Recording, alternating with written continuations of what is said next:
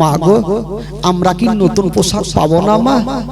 সবাই বাচ্চা বাচ্চা ছেলেরা নতুন পোশাক পরেছে মা, আর আমরা পুরানা পোশাক পরে থাকবো মা।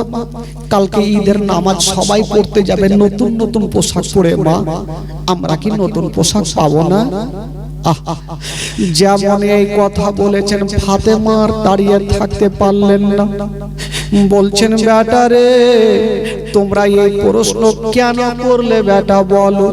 বলছে মা গো মা কেন করব না মা, কালকে ঈদের নামাজ মা অন্য অন্য ছেলেরা নতুন পোশাক পরে যাবে ঈদগাহ ময়দানে, আমরা নবীর নামাজা নবীর নাতি হয়ে আমরা কি নতুন পোশাক পাবো না? হায়রে নবী নন্দিনী ফাতেমা दोनों बेटार हाथ धरे बोलছেন बेटा रे बेटा তোমরা চিন্তা করো না রে बेटा তোমরা চিন্তা করো না, আমি কথা দিলাম बेटा কালকে ঈদের নামাজের আগে আগে তোমাদের নতুন পোশাক তৈরি হবে बेटा। दोनों छेले बोलছেন মা এটা কেমন কথা বলছেন মা, এমন কোন টেলার আছে এত ইমার্জেন্সি পোশাক দিবে? মা বলছেন বেটা রে তোমরা চিন্তা করো না বেটা, আমি তোমার মা কথা দিলাম বেটা তোমাদের নতুন পোশাক তৈরি হবে বেটা।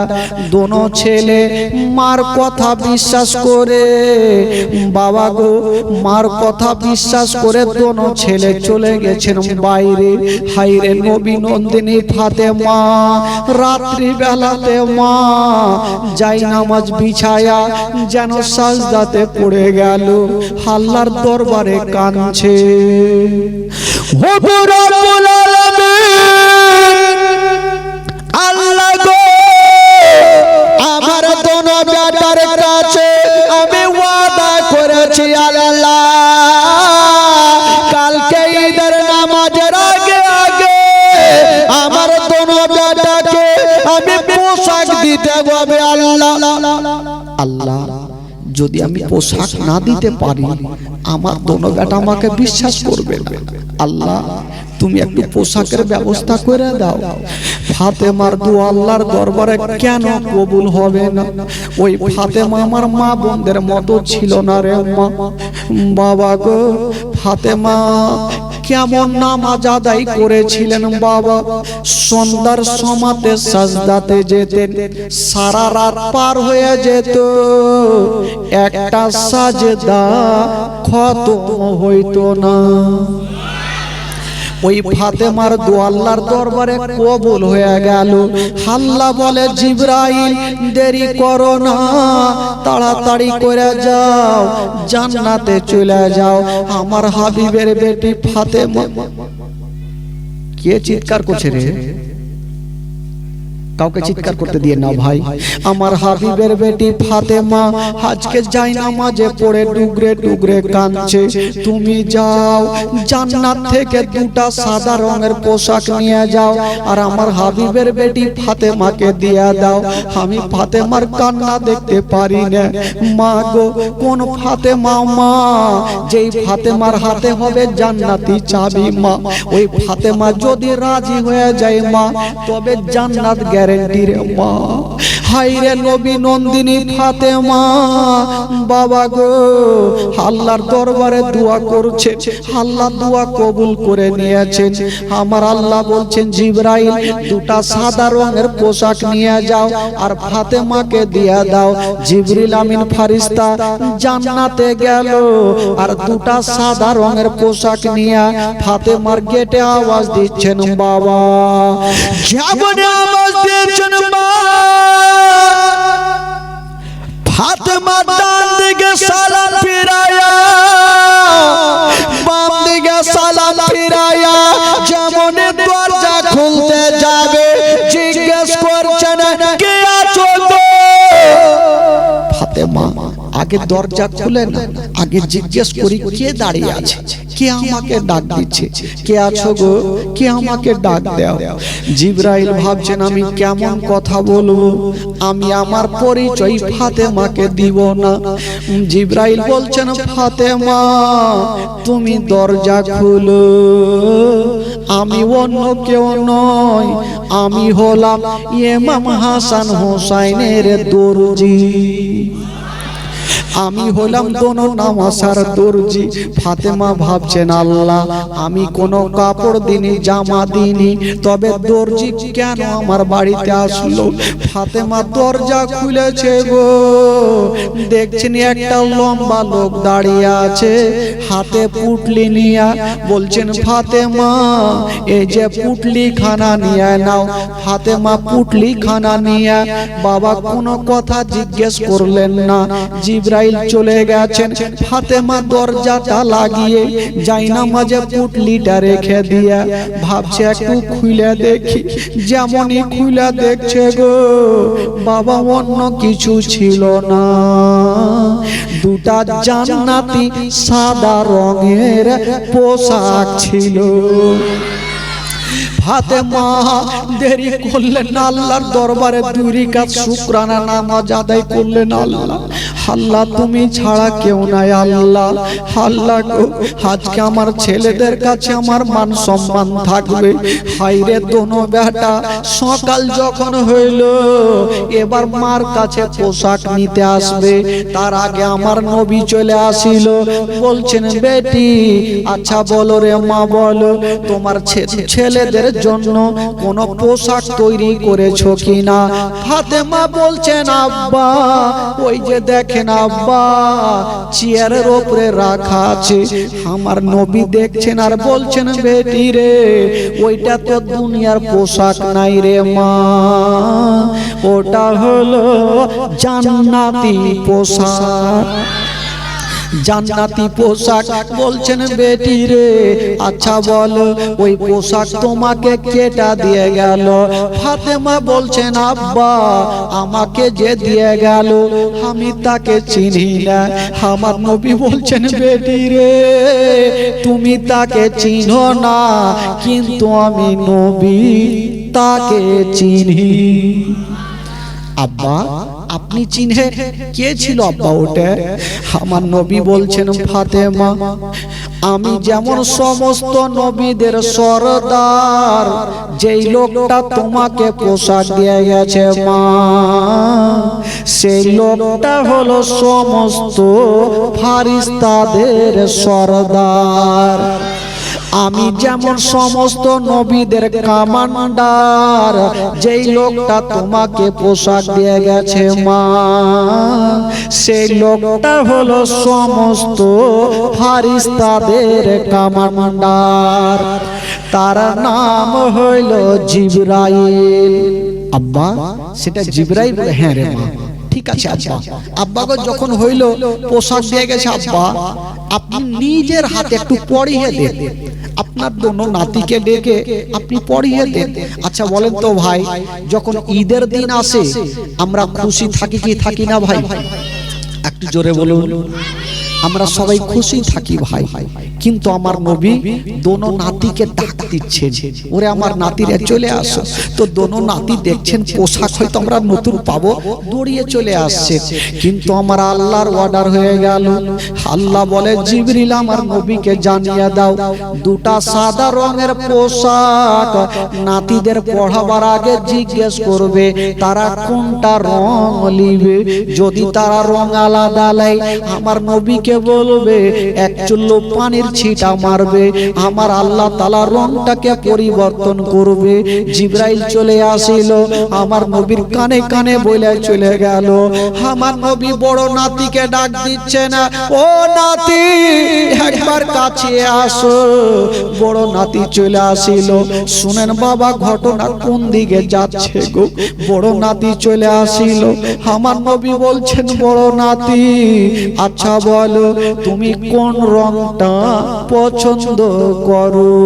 ইমাম হাসান একবার উপর দিকে নজর করেছেন, একবার নিচের দিকে নজর করে একটু ভাবনা চিন্তা করে বলছেন না না গো আমি কালো নিব না, লাল নিব না, হলুদ নিব না, সাদা নিব না, নানা গো আমি সব চাইতে সবুজ রংটা পছন্দ করি। আমার নবী দেরি করলেন না, এক চুল্লু পানি ছিটা মারলেন, ওই সাদা জামা বাবা সবুজ হয়ে গেল। বড় নাতিকে পড়িয়ে দিয়েছেন, বড় নাতি একদিকে খেলাধুলা করছে, খুশি মানাচ্ছে। ছোট্ট নাতিকে ডাক দিলেন, ইমাম হোসেনকে ডাক দিলেন, বলছেন বলো তুমি কোনটা রং পছন্দ করো। ইমাম হোসেন একবার অপর দিকে নজর করে, যেমন নিচের দিকে নজর করে বলছেন, না না আমি কালো নেব না, না না আমি সবুজ নেব না, না না গো আমি সব চাইতে লাল রংটা পছন্দ করি। আমার নবী পানি ছিটা মারলেন, ওই সাদা জামা লাল হয়ে গেল। ইমাম হোসেনকে পড়িয়ে দিল, দোনো নাতি খুশিতে লাফাচ্ছে। হায় রে আমার নবী, নাতিদের খুশি দেখে আমার নবীর খুশি হওয়া দরকার ছিল, আমার নবী খুশি হলেন না। আমার নবীর চোখ দিয়ে পানি থামে না, আমার নবী ডুবরে ডুবরে কাঁদতে লাগলো। ফাতেমা বলছেন, আব্বা গো আব্বা আপনি কাঁদছেন কেন আব্বা? বলছেন, বেটি রে আমি কেন কাঁদছি রে মা, যদি তোমাকে বলে দিই তোমার পা থেকে জমিন পর্যন্ত সরে যাবে মা, তুমি থাকতে পারবে না। ফাতেমা বলছেন, আব্বা বলুন আপনি কেন কাঁদছেন? তখন বলেছিল, বেটি রে আমি কেমন করে বলবো। ফাতেমা বাপের হাত ধরে বলছেন, আব্বা আপনি তাড়াতাড়ি বলেন এই খুশির দিন আপনি কাঁদছেন কেন? আমার নবী ডাক দিয়ে বলছেন, বেটি আমার কাছে আসো রে মা, তোমাকে একটু বলে দি বেটি রে, ওই যে দেখছো আমার বড় নাতি আজকে সবুজ রংটা পছন্দ করেছে, এমন একটা সময় আসবে রে মা দুশ্মনেরা আমার বড় নাতিকে বিষ পান করাবে রে মা। যখন বিষ পান করাবে আমার বড় নাতির সমস্ত চেহারা বিষের জ্বালাতে সবুজ হয়ে যাবে। এই জন্য আজকে তার রংখানা সবুজ রং পছন্দ করেছে। ওরে বেটি ফাতেমা, যখন কারবালার প্রান্তরে যুদ্ধ চলবে মা, ৭২ খানা তীর আমার হুসাইনের সিনাতে লাগবে রে বেটি, গোটা কারবালা রক্তাক্ত হয়ে যাবে, লাল লাল হয়ে যাবে। ওই জন্য আমার বড় ছোট্ট নাতি আজকে লাল রংটা পছন্দ করেছে। এই কথা বলতে নেই হায়রে নবী নন্দিনী ফাতেমা কাঁদতে লাগলো, আল্লাহ গো আমার বেটাদের এত কঠিন পরীক্ষা হবে। ফাতেমা কাঁদছে, আমার নবী বলছেন, বেটি রে কাঁদিও না রে মা, কাঁদিও না, কপালে যেটা লেখা আছে সেটা হবে রে মা। আমার দোনো নাতি, বড় নাতি বিষ পান করে শহীদ হবে, আর ছোট্ট নাতি কারবালার প্রান্তরে সীমার পাপী গলাটা কেটে শহীদ করবে। ওরে বেটি ফাতেমা, ফাতেমা বলছেন, আব্বা গো আব্বা গো আমার বেটা হাসানকে যখন বিষ পান করাবে সমস্ত চেহারা সবুজ হবে, কত ছটফট করে কাঁদবে। আব্বা গো যদি আমি বেঁচে থাকি আমার বেটাকে নিয়ে একটু বুকখানে ধরে সান্ত্বনা দেব। আমার ছোট্ট বেটা হোসেনের গলাতে যখন ছোরা চালাবে আমার হোসেনের মাথায় একদিকে ছটফট করবে, বডি একদিকে ছটফট করবে। আমি মা যদি থাকি আমার বেটার বডি মাথাকে নিয়ে একটু বুকখানে লাগিয়ে সান্ত্বনা দেব। আমার নবী বলছেন, বেটি রে তুমি কাঁদিও না রে মা, কাঁদিও না, আমার দোনো নাতির জন্য তুমি দোয়া করো, আমার নাতিরা যেন নিজের কামে কামিয়াব হতে পারে। আমার বড় নাতি বিষ পান করে শহীদ হবে। হাব্বা গো আপনাকে কেটা বলল? বলছে বেটি রে, আমি যখন পোশাক পরাচ্ছিলাম রে মা, আল্লাহর ফারিস্তা জিবরাইল আমার কানে কানে বলে গেল, আর এই যে মাটি খানা দিয়ে গেল, আমার নবী ডাক দিচ্ছেন সালমা, এই মাটি খানা তুমি একটা শিশির ভিতরে রেখে দাও, একটা বোতল রেখে দাও, যেদিন তুমি দেখবে এই মাটি খানা রক্ত হয়ে গেছে, সেদিন জানবে হোসেন কারবালায় শহীদ হয়ে গেছে। বাবা গো, এই কথা যেমনই নবী ফাতেমাকে বলেছেন, ফাতেমার চোখের পানি থামে না। কোন মা যদি আগামী জানতে পারে আমার বেটাই অ্যাক্সিডেন্ট হয়ে মারা যাবে, বলুন তো বাবা ওই মায়ের দিলখানা কেমন করবে? যদি জানতে পারে আমার বেটা বিষ পান করে মারা যাবে, বলুন তো কেমন মায়ের দিলখানা করবে? কিন্তু মা বোনেরা জানতে পারবে না। কিন্তু বেরাদার, কি ঘটনা ঘটবে এবং কি দুনিয়াতে থাকবে আমার নবী সব কিছু জানেন। বাবা গো, আমার আল্লাহ আমার নবীকে জানিয়ে দিল আপনার বড় নাতিকে বিষ পান করাবে, আপনার বড় নাতি শহীদ হবে। ছোট নাতি কারবালার প্রান্তরে যুদ্ধ চলবে, ওই যুদ্ধ চলাকালীন ইমাম হোসেন শহীদ হবে। ও যুবকেরা, ও আমার মা বোনেরা, দোনো নাতি কাঁদছে। বাবা গো, ইমাম হাসান হোসেন বলছে নানা গো, নানা গো, এবার আমাদের পোশাক করিয়েছেন নানা, এবার আমাকে নিয়ে চলেন নানা ঈদগাহ ময়দানে। বাবা গো, দোনো নাতি আমার নবীর ঘাড়ে চেপে গেছে, নানা গো আমাদের নিয়ে চলেন। এই জন্য তো কবি লিখেছেন বাবা, দুই কাঁধেতে চেপে আছেন আমার হাসান হোসেন, ধীরে ধীরে চলেন নবী ঈদগাহের ময়দান। জোরে বলুন সুবহানাল্লাহ, আরো জোরে। দুই কাঁধেতে চেপে আছেন আমার হাসান হোসেন, ধীরে ধীরে চলেন নবী ঈদগাহের ময়দান, ও ধীরে ধীরে চলেন নবী ঈদগাহের ময়দান। কাল সকালে ঈদের নামাজ পড়ব মা জননী, এখনো কি নতুন পোশাক কেনা মদের হইলে। কাল সকালে ঈদের নামাজ পড়ব মা জননী, এখনো কি নতুন পোশাক কেনা মদের হইনি, কেনা মদের হইনি। জান্নাত রানী মা ফাতেমা, জান্নাত রানী মা ফাতেমা করোনা বয়ান, ধীরে ধীরে চলেন নবী ঈদগাহের ময়দান, ধীরে ধীরে চলেন নবী ঈদগাহের ময়দান। দুই কাঁধেতে চেপে আছেন আমার হাসান হোসেন, ধীরে ধীরে চলেন নবী ঈদগাহের ময়দান। ও পিতাই আমার শেরে খোদা, মাতা জান্নাত রানী, আরে নানাই আমার কামলি ওয়ালা মাক্কি ও মাদানে। জোরে বলুন, আরো জোরে। ও পিতাই আমার শেরে খোদা, মাতা জান্নাত রানী, নানাই আমার কামলি ওয়ালা মাক্কি ও মাদানি, মাক্কি ও মাদানি। লুটিতে পারে নিশান, লুটিতে পারে নিশান, এ যে তো মারওয়ান, ধীরে ধীরে চলেন নবী ঈদগাহের ময়দান, ধীরে ধীরে চলেন নবী ঈদগাহের ময়দান। ও ফোরাত নদী বন্ধ করে মিটবে কি মনের আশা, আরে তিন দিন কেন শত দিন রইব রে পিপাসা। জোরে বলুন, এরকম সুবহানাল্লাহ বলে হবে, একবার মোহব্বতে বলুন।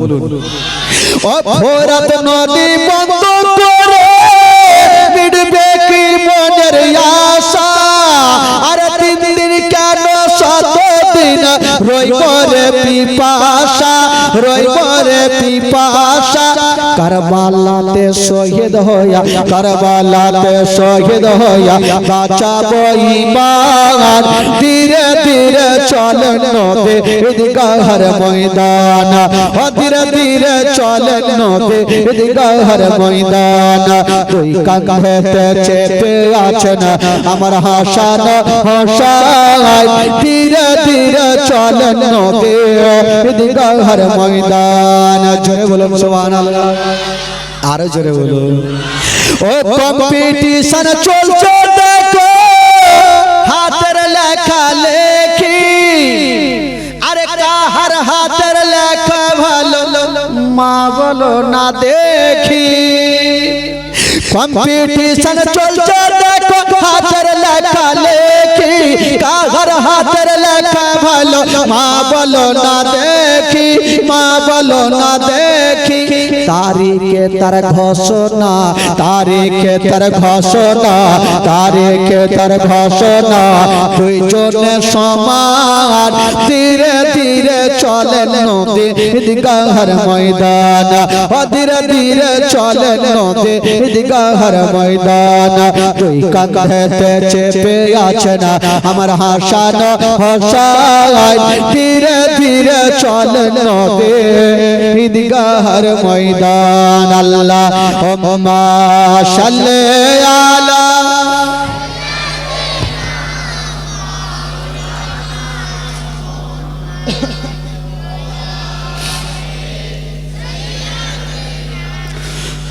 আলা সাইয়্যিদিনা মাওলানা একবার মহব্বতে গোটা মাজমা বলুন তো সুবহানাল্লাহ যারা বসে আছেন যারা আহলে বাইতকে ভালোবাসেন দুই হাত তুলে বলুন সুবহানাল্লাহ জোরে বলুন ইয়া রাসূলুল্লাহ আপনাদের ঘুম লাগছে নাকি ভাই চোখ যে ছোট ছোট বালকা করে রাখবে তাইলে বাবা গো আচ্ছা এখানে যারা বসে আছেন যারা পাঁচ ওয়াক্ত নামাজ পড়ছেন একটু হাত তুলেন তো যারা নামাজ পড়ছেন পাঁচ ওয়াক্ত 1 2 3 15টা আচ্ছা যারা পড়ে না তারা একটু হাত তুলেন দেখি আগে মাগে না ইধরি না উধরি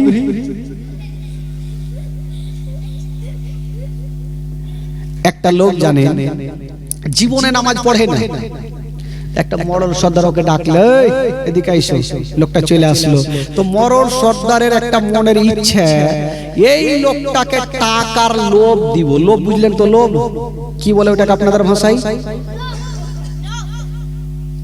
আপনাদের ভাষায় কি বলে লোভী মানে লালচি লালচি বলে না হ্যাঁ তো এই লোকটাকে টাকার লোভ দিব যদি টাকার লোভ পেয়ে যায় টাকার লোভ তো সবারই আছে যদি লোভ দিত নামাজ পড়বে টাকা দেওয়ার জন্য না ওকে ডেকে বলছে এই শোন নামাজ পড়ো না বলে না পড়ি না বলে আজ থেকে 40 দিন গন্তি করে নামাজ পড়ো আমি তোমাকে 10,000 টাকা দিব ওই লোকটা ভাবলো বাপ রে 40 দিনে যদি 10,000 পাই তো পড়বো না কেন আর মনের ধারণা যে লোকটাকে টাকার লোভ দিব যদি 40 দিন নামাজ পড়ে অভ্যাসটা লেগে যাবে আদত লেগে যাবে নামাজ ছাড়বে না আর ওই লোকটা ভাবছে বাপরে টাকা পাবো তো পড়বো না কেন পাক্কা 40 দিন পড়ে চলেছে সর্দার সাহেব টাকা দে সর্দার মাথা চুলকাইছে কিসের টাকা রে বাবা মানে ভুলে গেছে বলে আপনি ভুলে গেছেন সেদিন চায়ের দোকানে বলেছেন 40 দিন নামাজ পড়লে 10,000 টাকা দিবেন আজকে 40 দিন পুরিয়ে এসেছি বলে দেখো ভাই টাকার জন্য বলিনি আমি এমনি বলেছি যাতে তোমার অভ্যাসটা লেগে যায়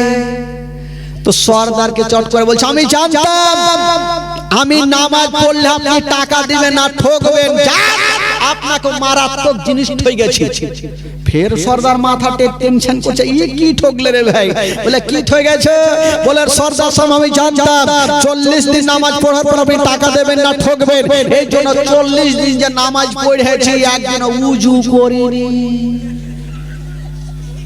বিনা উজুতে নামাজ পড়েছি আচ্ছা বলেন তো ভাই বিনা উজুতে নামাজ হবে জোরে বলুন হবে নামাজের মধ্যে কথা বলে নামাজ হবে নাই দেখি কথা বলে নাকি নামাজের মধ্যে কথা বলে নামাজ হবে না তিনটা লোক নদীর ধারে নামাজ পড়েছে আর এই নদীতে এই বারকা মাছ ডান দিকের যে লোকটা নামাজ পড়ছে ও নামাজ ছেড়ে দিয়ে বলছে বাপ রে কেত্তা বারকা মাছ হো ওর নামাজ থাকবে। বাম দিকের যে লোকটা আছে ও চট করে বলছে এই কথাকে না বলি তোর নামাজ হবে না। ওরও গেল। ইমাম সাহেব চট করে বলছে আমি কথা বলিনি, ওরও গেল। তো এরকম তো মোটামুটি দেশে আছে, নামাজ পড়বে তাহলে না হাত তুলবে। যারা নামাজ পড়লো ওরা কত টাটকা ভাবে হাত তুললো, মানে সাহস আছে আমি নামাজ পড়ি, সাহস আছে। কিন্তু যারা নামাজ পড়েনি তো চোরের মন পুলিশ পুলিশ। যখন দেখবেন দিল্লি বোম্বাই কলকাতা যাবেন, টিকিট যদি থাকে আপনি চিন্তা নাই, আরামে ঘুমাইছেন, টিটি আসুক আর যাই আসুক দেখাবে। কিন্তু যার টিকিট থাকবে না ও কি করবে, একবার বাথরুম যাইবে, লাগবে না তার যা বসে থাকবে, টিটি যেন ধরতে না পারে। খবরদার ভাই, দুনিয়াতে কদিন বাঁচবে, এই দুনিয়ার জন্য না আখিরাতের জন্য কিছু তো নিয়ে যেতে হবে। ইমাম সাহেব আজান দিচ্ছে, ভাবছে ইমাম সাহেব রেখেছি, ওকে বেতন দিলেই আমাদের হয়ে গেল। খবরদার ভাই, নামাজ সবাইকে পড়তে হবে। একবার মোহাব্বতে বলে দিন সুবহানাল্লাহ, আরো জোরে বলুন সুবহানাল্লাহ। বেরাদার বন্ধুগণ বাবাজি, তবে শুনুন, শেরে খোদা আলী ফাতেমাকে কতটা ভালোবেসেছেন। ওই উঠাকে ফেক দিয়ে চুপ। শেরে খোদা আলী ফাতেমাকে কতটা ভালোবেসেছেন জানেন? একদিন ডাক দিচ্ছেন, এ ফাতেমা, ফাতেমাকে ডাক দিয়ে বলছেন, ফাতেমা আচ্ছা বলো তো তুমি আমাকে কতটা ভালোবাসো? তো ফাতেমা তু যাহারা বলছেন, স্বামী গো আপনাকে প্রচুর ভালোবাসি। তো শেরে খোদা আলী বলছে, ফাতেমা তুমি আমার কাছে কিছু আবদার করো তো, কিছু চাও তো দেখি, আমি তোমাকে দিতে পারি কি পারি না? ফাতেমা বলছেন, স্বামী গো আপনার কাছে আমি চাইবো না। বলো কেন? আপনার কাছে চাইবো, যদি আপনি দিতে না পারেন তবে শর্মিন্দা হবে। স্বামী গো আপনাকে আমি শর্মিন্দা করতে পারবো না। তো আলী বলছেন, ফাতেমা একবার তুমি চেয়ে দেখো আমি পারি কি পারি না। তো ফাতেমা বলছেন, স্বামী গো যখন আপনি বলছেন আপনার কাছে আমি একটা জিনিস নিব। কি জিনিস? ফাতেমা কোনো টাকা চাইলো না, কোনো পয়সা চাইলো না। স্বামী গো আমাকে বেশি কিছু দিতে হবে না, আমাকে মাত্র 2টা আপেল দিয়া দে। কি চাইলো? আপেল চাইলো। কটা আপেল চাইলো? 2টা। তো আলী চিন্তা করছেন ফাতেমা আপেল চাইলো, এই আপেল দেওয়া কোনো বড় ব্যাপার? পকেটে টাকা নাই, যাবো কাজ কাম করবো আর ফাতেমার জন্য আপেল কিনে নিয়ে চলে আসবো। আলী বাবা টাকা নাই, তারওয়ারি নিল আর বেরিয়ে গেল।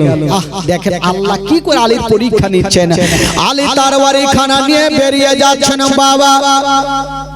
একটা বিশাল বড় জঙ্গলে পৌঁছা গেল মা। যেমনই জঙ্গলে পৌঁছে গিয়েছেন বাবা, ওই আলী একটা গাছে চেপে গেল আর শুকনো শুকনো লকড়িগুলাকে কেটে একটা বোঝা তৈরি করলো আর বাজারে গিয়ে দাঁড়িয়ে গেছে, আমার বোঝা যদি বিক্রি হয় আমি ফাতেমার জন্য 2টা আপেল নিয়ে যাব। জোরে বলুন সুবহানাল্লাহ। আলী ভাবছেন আমার লকড়ি যদি বিক্রি হয় আমি ফাতেমার জন্য আপেল নিয়ে যাব। আমার ফাতেমা, আমার বিবি ফাতেমা আরো খুশি হবে। দেখেন ফাতেমাকে খুশি করার জন্য আলী লকড়ি নিয়ে বাজারে দাঁড়িয়ে আছেন। সুবহানাল্লাহ। 1 ঘন্টা হয়ে গেল কোনো খরিদার আসে না, 2 ঘন্টা হয়ে গেল কোনো খরিদার আসে না। বাবা গো আলী বাজারে কাঁদছে, আল্লাহ আমার লকড়ি যেন যদি বিক্রি না হয় তবে আমার ফাতেমা নারাজ হয়ে যাবে। আর ওইদিকে নবী নন্দিনী ফাতেমা ঘরের কোণাতে বসে বসে কাঁদছে, আমার স্বামীকে আমি কোথায় পাঠালাম? আল্লাহ গো আমি আপেল চাই না, আমার স্বামীকে ভালো অবস্থায় তুমি আমার বুকখানে ফিরিয়ে দাও। আলী কাঁদছে বাজারে বিবিকে রাজি করার জন্য, আর ফাতেমা কাঁদছে ঘরে। আল্লাহ গো স্বামীর কাছে কি চাইলাম, আমার স্বামী কত কষ্ট করছে, আল্লাহ আমি আপেল নিব না, আমার স্বামীকে ভালো অবস্থায় আমার কাছে ফিরিয়ে দাও। তবে আলী বাবা গো বাজারে দাঁড়িয়ে দাঁড়িয়ে কান্দে, সূর্যটা লাল হয়ে যাচ্ছে, কোন খরিদার আসে না। কতই সমান্তাসা, কত জিল্ল মান্তাসা, ইজ্জতের মালিক আল্লাহ, জিল্লতের মালিক আল্লাহ। একটা খোদার বান্দা চলে আসিল আলী। আচ্ছা বলো তোমার লোকড়ির দাম কত আছে? বলে বাইরে আমি তোমাকে দাম বলবো না, যার আছে তুমি দিয়া যাও আর লোকড়ি খানা লিয়া যাও। আলী ভাবছে এখন দাম দর করব, যদি না পোষায় তো লিবে না। ভাইরা আমি দাম দর করব না, তোমার কাছে যেটি টাকা আছে দাও আর লোকড়ি তুমি লিয়ে যাও।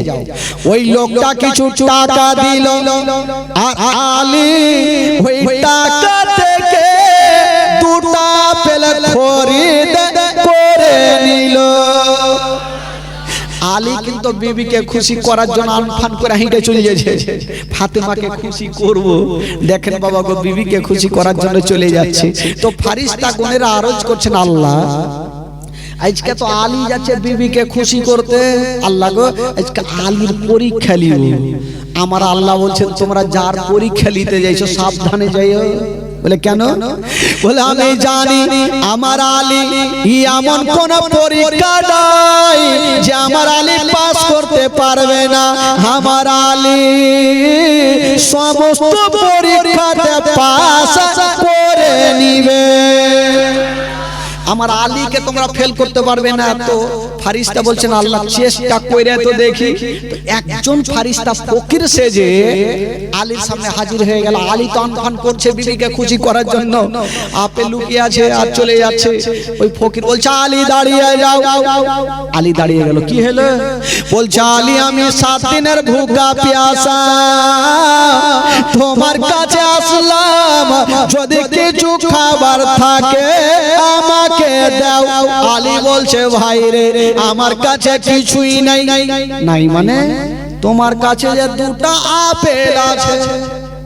আলী ভাবছি জানছে কেমন করে আপেল আছে, ও জানবে না, ও তার ফকির নে পরীক্ষা নিতে এসছে।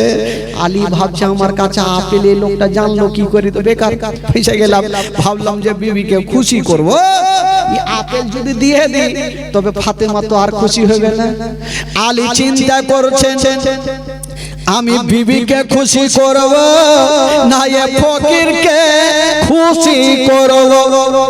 আলী ভাবছেন কি করি, কিন্তু ওই ফকির বারবার করে বলছে আলী যদি তুমি একটা দান করো তবে একের বদলে 10টা পাবে, 2টা করলে 20টা পাবে। তো আলী ভাবছে যে কি করব, আমার বিবিকে না হলে বুঝিয়ে সুঝিয়ে রেখে দিব। ফকিরকে তো ঘুরাতে পারবো, আজকে যদি ফকিরকে ঘুরিয়ে দিই তবে কাল হাসরের মাঠে আমার নবীর সামনে জবাব দিতে পারবো না। না আমি ফকিরকে ঘুরাবো না। 2টা আপেল বেচারা দিয়ে দিলেন আর ফকির আপেল নিয়ে চলে গেল। এবার বেরাদার ওই আলী বারান্দায় দাঁড়িয়ে গেছেন, বাড়ির বাইরে দাঁড়িয়ে কাঁদছে আল্লাহ আমি খালি হাতে ফাতেমার কাছে যাব কি করে। ফাতেমার কাছে খালি হাতে কি করে যাব, এই চিন্তা করছেন। আর ফাতেমা ঘরে কাঁদছে আমার স্বামী আসে না কেন, আসে না কেন। আলী দোয়া করছেন আল্লাহ আমি খালি হাতে যেতে পারবো না, আল্লাহ তুমি দয়া করো। বাবা গো আলী জবরে দোয়া করা। আমার আল্লাহ বলছেন ওরে ফারিস্তা যাও যাও আমার আলীকে আপেল দিয়ে চলে আসো। বাবা গো যেই ফকির সেজে 2টা আপেল নিয়ে গিয়েছিল, আবার ওই 2টা আপেল নিয়ে আলীর কাছে হাজির হলো। আলী এই যে 2টা আপেল নিয়ে এলা। আলী 2টা আপেল নিবে তার আগে বলছে আচ্ছা তুমি কাজ কাম পাওনি। বলে কেন? তুমি কাজ কাম পাওনি। আলী তো খুশি হওয়া দরকার, ও ফারিস্তাকে ঝিটকর মারছে। বলে কেন ঝিটকা মারছো, তোমাকে আপেল দিতে আসলাম তো হুড়কি কেন মারছো? বলে হুড়কি মারবো না তো কি করবো, একটু আগে আমাকে বলে গেল একটা দান করলে 10টা পাবে, 2টা করলে 20টা পাবে। আমি তো 2টা দান করেছি, ঘুরিয়ে 2টাই কেন 20টা নিয়ে এসে। ই ফারিস্তা চিন্তা করছে তো ব্যাপার খারাপ। আলীর জাম্মি যে উড়ে গেছে। আল্লাহটা আছে, আল্লাহ গো আল্লাহ, এই যে আলী দুটা লিবে না চারটা লিবে 20টা লিবে, আমার আল্লাহ বলছে তোর ভাগ্য ভালো মুখে বলেছে হাতে বলেনি। তোর ভাগ্য ভালো মুখে বলেছে হাত দিয়ে বলেনি। যাও তুমি একটু আগে বলে আসলে দুটা দান করলে 20টা পাইবে, দুটা দান করেছে তোদের ঘুরিয়ে দুটা দিলে চলবে, 20টা দিয়েছো। এই ফারিস্তা গেল যে বেচারা বেকার বাড়াবাড়ি করলে ফের খাইতে হবে, চট করে গেল আর 20টা আপেল আলীকে দিল। বাবা গো আলী 20টা আপেল নিয়ে ঘরে ঢুকলো। ফাতেমা তো জাহরার সামনে দাঁড়িয়ে গেছেন। বিবি রে বিবি, তুমি দুটা আপেল চেয়েছিলে বিবি, এই যে দেখো তোমার জন্য আমি 20টা আপেল নিয়ে এসেছি। জোরে বলেন সুবহানাল্লাহ। তো বিবি যখন স্বামীকে সমস্ত কথা বললেন, স্বামী বিবিকে সমস্ত কথা বললেন, বাবা গো স্বামী স্ত্রীর সঙ্গে সঙ্গে আল্লাহর দরবারে 2 রাকাত শুকরানা নামাজ আদায় করেছেন। জোরে বলেন বাবা গো কেমন ছিলেন তাদের দোয়া, কেমন ছিলেন তাদের ব্যবহার। বেরাদার বন্ধুগণ, ফাতেমা তু জাহরা স্বামীকে এত ভালোবেসেছেন আর শেরে খোদা আলী বিবিকে এত ভালোবেসেছেন। সুবহানাল্লাহ। আর আমাদের মধ্যে তো দুনিয়ার ঝগড়া থামে না, স্বামী স্ত্রীতে ঘন্টাতে ঘন্টাতে মারপিট। বেরাদার বন্ধুগণ, বাবাজি আমার ভাইরা, তবে আসুন একটা ছোট্ট করে ঘটনা বলে বিদায় নিব ভাই আজকের মতো। যেহেতু আজকে প্রায় 2 ঘন্টা পার হয়ে গেল, তবে একটার ঘটনা বলবো। চুপচাপ ভাই, একটা ঘটনা। বাবা গো নবী নন্দিনী ফাতেমা